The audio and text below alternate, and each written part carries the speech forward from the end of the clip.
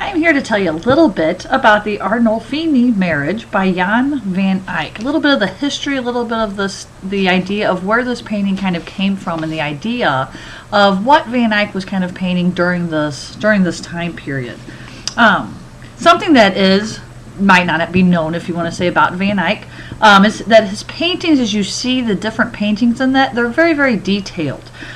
He was not one of the first to use oil paint, but he did master this use of oil paints. The colors in his painting are delicate. They have a beautiful shine. There weren't different oils in the different tempera paints, the colored powder, the egg yolks mixed together and such, as they used to do back in this time period, where he mastered this use of the oil and the paint, and was able to produce these just unbelievably vibrant colors that so many during this time period were not used to. He was actually even called the king of painters by people even hundreds of years after his time, because he was able to grasp this idea of using this oil paint so well and making his paintings so vibrant. Here in his Arnolfini marriage, there's so many different things that are found throughout this painting. I was amazed as I started researching it, and all the symbols that are present within this painting.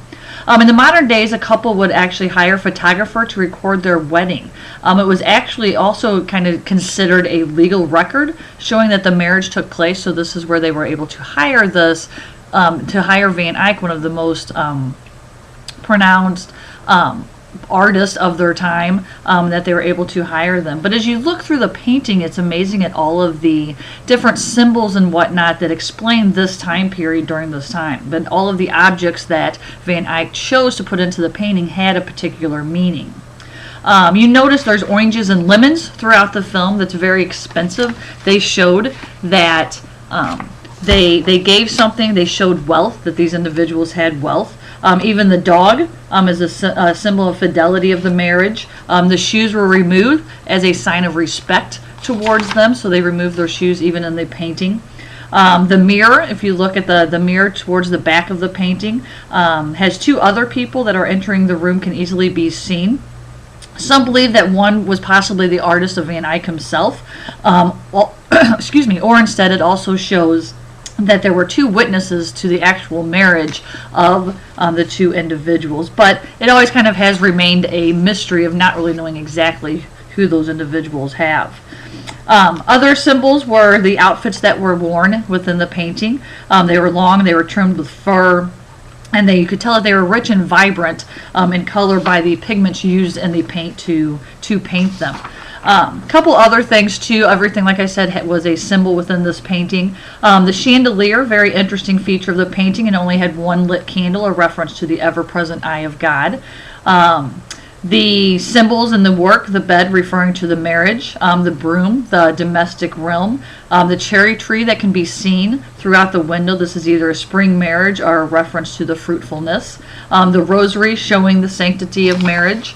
They also portrayed that how the wife, the bride, if you want to say, was towards the inside of the house, which showed her domestic duties, to whereas he was more closer to the outside, whereas his business would be taking him, and his work would take him outside of the home.